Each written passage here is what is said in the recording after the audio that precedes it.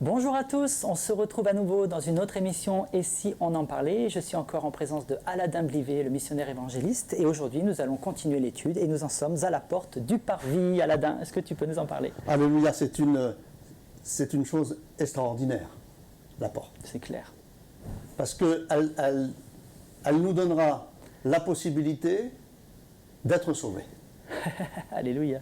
Si on ne rentre pas par la porte, on ne pourra jamais regarder ce qu'il y a à l'intérieur, les merveilles de l'intérieur. Absolument. Et ce qui est intéressant, c'est que la porte, si vous voulez bien, je vais y aller Avec plaisir. au croquis, elle faisait 10 mètres. 10 mètres. Il y avait environ 3 millions d'Hébreux C'est ça. dans le désert, qui représentaient les 12 tribus d'Israël autour. Si on voulait rencontrer Dieu, ce n'était pas dans sa tente, ce n'était pas à l'extérieur, il fallait rentrer à l'intérieur. Exactement. Et si on ne rentrait pas à l'intérieur, on ne pouvait pas obtenir une bénédiction, une grâce, obtenir le pardon, si on ne venait pas à l'intérieur. Mais avant de rentrer à l'intérieur, chose extraordinaire, il faut passer la porte. C'est ça. Et Jésus-Christ le dira, je suis la porte. Et il dit aussi, je suis le chemin, la vérité, la vie. Voilà, ce chemin-là, c'est le chemin-là que Jésus-Christ parle.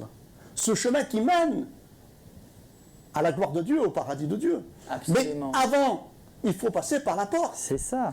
Et le chiffre 10 dans la Bible, en hébreu, c'est Yun. Yun qui veut dire paume de la main, ou la main. Ce qui est intéressant, c'est que tous ceux qui rentreront par cette porte sont protégés, bénis, gardés par la main de Dieu. Dans la main de Dieu. Alors, il y a un verset qui me revient souvent à la tête quand je parle de ça, c'est dans l'Apocalypse. Oui. La Bible dit que Dieu tient dans sa main 7 étoiles. Et si je regarde au sens propre, figuré, comme vous voudrez, ça peut être les 7 églises de l'Apocalypse, mais ça peut être 7 étoiles. Oui. Et une étoile, c'est un soleil. Et un soleil, il est 1 milliard de fois plus gros que la Terre. Et la Bible nous dit qu'il en tient 7 dans sa main. Ça veut dire qu'il y a de la place pour tout le monde Carrément. dans la main de Dieu. Tout à fait. Dans la main de Dieu, c'est la bénédiction. Et la parole de Dieu nous dira dans Jean, dans l'évangile de Jean, au chapitre 10, il dira celui qui est dans la main de mon Père, car mon Père est plus grand que tous. Celui qui est dans la main de mon Père, il est gardé, béni, protégé. Oh, alléluia, amen. Alors, celui qui voulait être béni, celui qui voulait être, comment dire, pardonné, obtenir une bénédiction, une grâce, il fallait qu'il rentre dans cette porte. C'est ça. Il fallait qu'il passe en fait. Hein. Et une fois rentré par cette porte, qui est la main de Dieu, eh ben, il était dans la bénédiction de C'est Dieu. ça.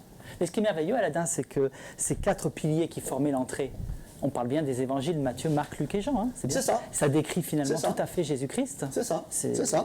Et par rapport aux couleurs, qui représentent les 4 évangélistes, les 4 paroles, comment dire, que ce soit le bleu, le pourpre, l'écarlate, le blanc, nous représentent les 4 évangiles Oui. de la Bible, qui nous est représentés par chacun par les couleurs.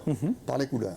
Et justement, donc, beaucoup de personnes passaient devant, en fait. Celle qui y entrait venait apporter donc un animal. Donc, quand on passait cette porte-là, c'était pour rencontrer Dieu. Voilà. Et c'est pour ça que le tabernacle était appelé la tente de la rencontre, hein, ou la tente d'assignation. C'est là où on venait voir le sacrificateur, les sacrificateurs, pour avoir une bénédiction, une grâce. Exact. Une grâce. Tout à fait. Et donc là, le peuple venait apporter des animaux en sacrifice. Voilà, c'est ça. Ils amenaient, selon la, l'obtention, qu'ils voulaient obtenir une bénédiction, une grâce, Yeah. c'était selon les animaux. Donc ça peut être un bœuf pour obtenir une grosse bénédiction, ça pouvait être un agneau, ça pouvait être un pigeon, ça pouvait être une tourterelle, mais aussi pour les gens les plus modestes, C'est ça. il y avait un gâteau de fleurs de farine. D'accord. Là, c'était pas une question d'argent, c'était une question de disposition du cœur. On voulait rencontrer Dieu, on voulait lui demander une bénédiction. Donc beaucoup d'œuvres finalement. Hein. Oui, bien sûr, On faisait des bien œuvres sûr. pour pouvoir rencontrer Bien notre sûr. Dieu. Quoi, hein. Alors, est-ce que vous voulez qu'on rentre, Ah. qu'on voit les merveilles à l'intérieur? Est-ce que vous voulez rentrer voir les merveilles? Amen. Est-ce que vous voulez? Oui. Allez, on y va. Alors, on y va. Là. alléluia, on rentre. Donc, il y avait un voile qui était la porte. Oui. Donc, il fallait soulever. Waouh. Ceux qui étaient à l'extérieur ne voyaient pas à l'intérieur. Et qu'est-ce qu'on voit derrière ce voile? Alors, la première chose qu'on voit, c'est l'autel des holocaustes ou l'autel des sacrifices. Ou l'autel des reins, c'est ça hein? L'autel des reins. Ok. L'autel des reins. Et alors, tu peux nous décrire ça, Oui, Aladin, bien s'il te sûr. plaît? C'est une autel en bois de sittim. Ouais. Alors, le bois de sittim, c'est de l'acacia, Ok. qui était recouvert d'airain en dedans et à l'extérieur. Ok. Elle était carrée, avait 5 coudées, le chiffre 5. 2,50 m, hein? Donc 2,50 m et 3 coudées de hauteur. Donc, un peu plus grande que ta et 1,50 m d'hauteur. Ok. Et à la moitié, il y avait une grille. Oui.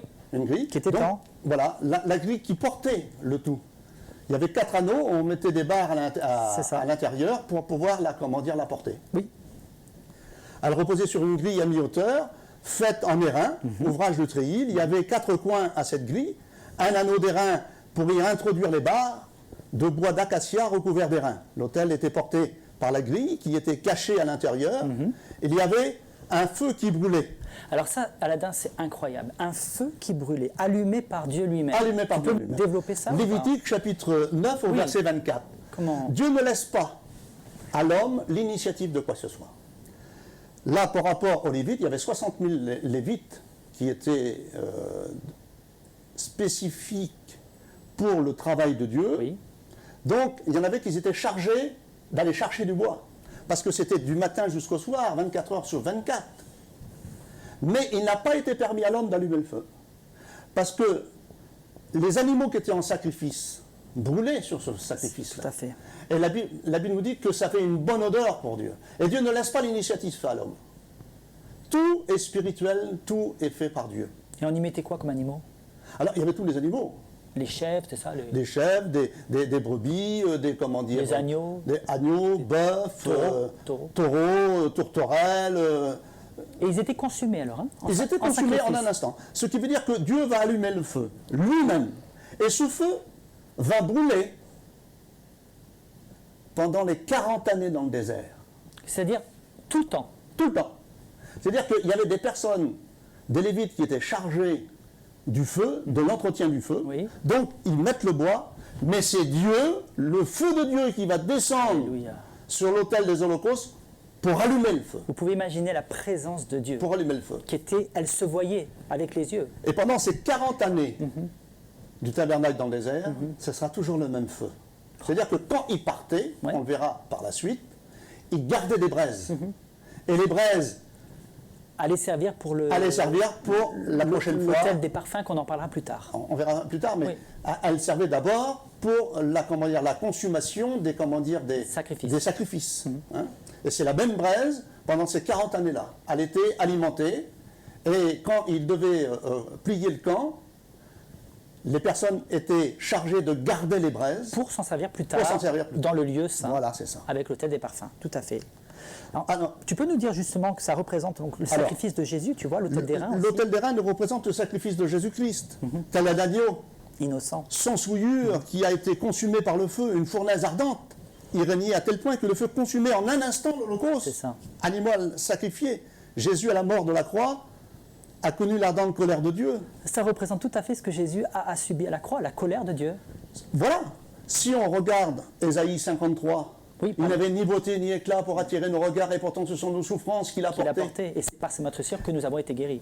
Et il y a un autre verset qui nous dit que son visage était tellement défiguré qu'il n'avait plus l'aspect du Fils de l'homme, On ne le reconnaissait plus. à cause du péché de l'homme, C'est à tout à fait cause ça. de la C'est une désobéissance. préfiguration. de Et là, c'est une ce qui allait, préfiguration du sacrifice de l'agneau pascal qui est le Christ Jésus, Ouais.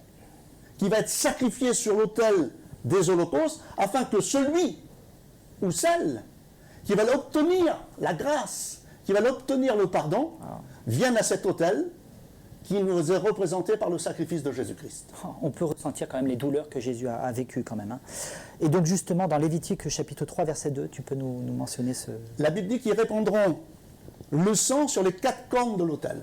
Ça veut dire que quand il y avait un sacrifice, on prenait le sang de l'agneau. De l'animal, oui. De l'agneau, oui. de l'agneau, et ce sang-là était répandu sur les 4 cornes de l'autel. Et ces 4 cornes représentent quoi, Aladin? Ces 4 cornes représentent le chiffre 4, La terre, c'est ça? nous représente la terre. Ça veut dire que la bénédiction, la grâce, le pardon est venu sur la terre pour que les hommes, tous les hommes, quelle que soit l'origine de l'homme, la couleur de l'homme, le parler de l'homme, viennent à la connaissance de l'Évangile et soient sauvés. C'est merveilleux. Et dans Éphésiens chapitre 5, verset 2, La Bible dit que Christ s'est offert. Il s'est offert en sacrifice. C'est lui l'agneau. Jean-Baptiste a dit aussi, voici l'agneau qui ôte le péché du monde. Agnus Dei peccata mundi, comment dire en latin. C'est ça. Voici l'agneau de Dieu. Alléluia. C'est dingue, il s'est fait agneau. Il est Il s'est devenu fait agneau son et il sang. était sacrificateur. Ouais. Il a fait et le sacrifice, le sacrificateur et l'animal sacrifié. C'est ça. Il est devenu tout ça. Pour nous, C'est lui, par amour. alléluia, par son C'est ça. sacrifice, qui nous donne la possibilité d'être Mais pardonné. justement, tu parles de l'Église qui s'est acquise par son propre sang. Ah, Dans Acte 20, Acte 20 au chapitre 28, l'Église s'est acquise par son propre sang, qui nous représente le sang versé de Jésus pour l'expiation de nos péchés. donc on voit bien ici, hein, le sang est très important pour le chrétien. Hein. Bien sûr, bien sûr. Quand Jésus-Christ a donné son sang, et nous le verrons à, comment dire, un petit peu plus loin, sur la table des pains, nous voyons que le sang qui nous représentait par le vin, Oui, qui aujourd'hui, la Sainte Seine, oui, pour les chrétiens, le pain et le vin, le corps, qui est le corps de Jésus-Christ en sacrifice, C'est ça. et le sang qui est le vin, qui a coulé pour la rémission des péchés. par hasard, tu aurais un verset par rapport à ça. 1 Corinthiens 11, 23. Voilà, vous irez voir. L'institution de la Sainte Seine, Matthieu 26, 26. Vous allez voir que le sang de Jésus-Christ nous purifie de tout péché. Parce qu'il est l'agneau C'est ça, qui a été sacrifié pour chacun d'entre nous. c'est merveilleux. On continue, Adam ou pas? Alors, le premier chemin Oui, que nous faisons, c'est de rentrer. Et une fois qu'on est rentré, on vient apporter le sacrifice. le sacrifice pour obtenir le pardon des péchés, la bénédiction, la grâce de Dieu. Et il faut obligatoirement passer par l'autel des sacrifices. C'est ça. Obligatoirement. On ne peut pas obtenir une bénédiction s'il n'y a pas De pardon. le pardon. Mais le pardon, c'est quoi? Le pardon, c'est l'animal sacrifié et son sang répandu. C'est ça. Donc, le sacrifice de Jésus-Christ. Il y a un prix à payer. Hein. Il y a un prix à payer. Donc, il faut venir à l'autel des sacrifices. La première chose à venir, c'est l'autel des sacrifices. Et après, il nous est demandé... On va plus loin? On va plus loin. Alors, Alors après, on va continuer le chemin Oui. pour la cuve d'airain. Hein? La cuve d'airain, c'est quoi? Alors, Exode, au chapitre 38, verset 8. Oui. Aucune mesure nous est donnée pour la cuve d'airain. Il n'y a pas de mesure. Elle était en airain, remplie d'eau. Elle était à mi-chemin entre l'autel des sacrifices Oui. et le sanctuaire. C'est ça. Le sanctuaire, la tente d'assignation, ou la à maison fait. de Dieu. C'est ça. J'avais oublié tout à l'heure, le sanctuaire. Et tu as fait en miroir aussi, c'est ça? Hein? Voilà, elle servait pour le lavage des mains et des pieds des sacrificateurs avant de rentrer dans le lieu saint. Dieu est un Dieu d'ordre. Et imagine-toi, les sacrifices, c'était du matin jusqu'au soir. Eh oui. Il y avait 3 millions de sujets. Dans la journée, il y en avait peut-être plusieurs centaines. Allez, c'est ça. Donc ils étaient couverts de sang. Et pour entrer dans la tente d'assignation, pour entrer dans le lieu saint, il fallait que les sacrificateurs soient purifiés, lavés. Les mains, les pieds. Et c'est marqué dans la parole de Dieu. Le corps lavé d'une eau pure. C'est ça. Le Tout corps à lavé fait. d'une eau pure. Tout à Donc fait. il fallait être lavé. Et cette cuve-là, elle avait la signification de se laver. Eh oui. Mais Et pour nous. Justement, ça nous parle de l'eau, là, Aladin. Hein. La cuve d'airain Alors- nous parle de l'eau. L'eau nous est représentée comme un moyen de nous laver corporellement, on le sait très bien. Voilà, c'est ça. Et donc là, de nous purifier donc des souillures de la vie. D'accord. Donc, les sacrificateurs étaient obligés de se laver, Oui. de se purifier, dans les Lévitiques au chapitre 6 et verset 20, et Exode, chapitre 30 et verset 20. L'eau est symbolisée, elle a un sens spirituel. l'eau. Alors justement, il y Elle a a un trois sens spirituel. significations encore. Trois. Hein. Voilà, il y a 3 significations par rapport à l'eau. Premièrement, elle nous est personnifiée par la parole de Dieu, la Bible, Exactement. par le Saint-Esprit, Oui, et également par la personne de Jésus-Christ. exactement. Tu as des références par rapport à ça, Aladin? Bien sûr.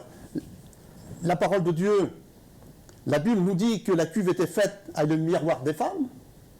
Elle renvoie notre propre image, Oui. telle que nous sommes. Mais elle nous donne aussi la possibilité de nous laver. Alors justement, par rapport à ça, elle nous donne l'image, elle nous donne tel que nous sommes dans le moment présent. Tel que nous sommes. L'image ne nous parle pas du passé ni du futur, on se voit tel que nous sommes dans le présent. Ça servait à Bien ça, sûr. de voir comment nous étions Bien dans sûr, de voir l'instant T. quoi. dans quel état spirituel Nous étions. que nous sommes. Parce que pour entrer dans la maison de Dieu, il faut un état spirituel, il oui. faut un état de propreté, de pureté. Donc, il nous donne le moyen par le sacrifice de Jésus-Christ, mais il nous donne également le moyen de nous purifier, de nous laver de nos péchés. Mais là, Parce on que parle de se laver de l'extérieur. Oui, mais c'était également le moyen spirituel Oui, voilà. de se laver corporellement, Oui. mais aussi spirituellement. Exactement. Spirituellement. Tout à fait. Et le miroir des femmes n'a pas été pris au hasard. Il a très bien pu prendre du bronze d'ailleurs. Mais ils ont pris le miroir des femmes. Pourquoi? Parce que les miroirs, c'est le seul moyen de se voir tel que nous sommes. Exactement. Avec nos défauts. Si j'ai un bouton, si j'ai une tache, c'est le moyen de me voir. Et la cuve des reins, c'est le moyen de nous voir tel que nous sommes. C'est ça. Donc en miroir et de l'eau dedans pour se laver, Voilà, des exactement. souillures. Donc il y a un chemin à parcourir et ce chemin nous mène à, à la cuve des reins. Et justement, tu disais qu'il y a un autre sens spirituel. Donc la parole de Dieu, mais aussi le... Bien sûr, il y a à les comparer aussi au Saint-Esprit de Dieu. 1 Corinthiens au chapitre 12, verset 13, nous avons en effet été baptisés dans un seul esprit, baptême de régénération, et nous avons été abreuvés d'un seul esprit. Et Jésus-Christ, alléluia. Donc ça, c'est la troisième signification. D'accord, Jésus-Christ, oui. Jésus-Christ, Jean chapitre 13, verset 8, si je ne te lave pas, tu n'as point de part avec moi. C'est ça. Et les psaumes 51 au verset 4, lave-moi de mon iniquité. Ésaïe chapitre 1er verset 16, lavez-vous, purifiez-vous. Donc c'est le moyen de se laver, bien sûr physiquement, C'est ça. mais spirituellement, que notre âme soit pure. Oui. Et le seul moyen, c'est de se mirer, puisqu'elle a trois significations dans la parole de Dieu, la Bible, Oui. dans la personne de Jésus-Christ qui nous donne le salut, le moyen de nous laver, de nous purifier, et également du Saint-Esprit de Dieu qui nous aide. C'est un compagnon de service. C'est le compagnon donné aux hommes. Et si je regarde, je vais peut-être un petit peu extrapoler si vous voulez bien, mais c'est tellement beau. Bereshit bara Elohim, au début, Oui. au commencement, à la tête de tout, nous voyons qu'il y a trois personnes dans la création. Oui. Enfin, plusieurs personnes, tout du moins. Parce que Dieu va dire en français, faisons l'homme, faisons À notre image. l'homme à notre image. Ce qui veut dire qu'il y a un dialogue, C'est il ça. parle à quelqu'un. Tout à fait. Et par rapport à la création, Dieu n'a pas été créé, Ah, ça, c'est sûr. Oui. puisque c'est lui le créateur. Exactement. Jésus-Christ, son Fils, il a toujours été. Il était avant que le monde fût. La Bible nous donne les références. Et le Saint-Esprit, qui est l'agent exécuteur de Dieu le Père, de Jésus-Christ, son Fils. C'est lui qui exécute. C'est lui qui exécute les ordres. Et le Saint-Esprit, il est aux ordres de Dieu, de Jésus et des hommes. Absolument. Parce que le Saint-Esprit convainc mon cœur de pécheur. C'est ça. Il convainc mon cœur de péché. Et il me donne la possibilité de me tourner vers C'est ça. Jésus-Christ. Il vient habiter en nous. Il vient habiter en Nous devenons des Et petits il me Christ, donne en la fait, hein. possibilité de me tourner vers Jésus-Christ. C'est ça. Et Jésus-Christ, lui, se tourne vers son Père et dire « Père, j'ai donné ma vie pour lui C'est ça. ». Ça veut dire que les trois personnes de la création se retrouvent également dans le tabernacle. Les trois personnes. C'est incroyable. Les trois personnes. Et encore le chiffre 3, hein, qui nous Et le parle chiffre de 3 qui est de la force. Shalosh, qui est le chiffre de la force, le Père, le Fils et le Saint-Esprit. On verra par la suite une étude sur les chiffres dans la parole de Dieu. Avec la plaisir. signification. Tout à fait, on le fera dans une autre émission. La Absolument. signification. Voilà, Aladin. Bah justement, hein, donc on va se quitter pour cette fois-ci et nous allons nous retrouver dans une prochaine émission dans Et si on en parlait pour continuer donc cette étude et nous parlerons ainsi des lieux saints, l'extérieur du lieu saint et le toit du tabernacle. À bientôt, que Dieu vous bénisse.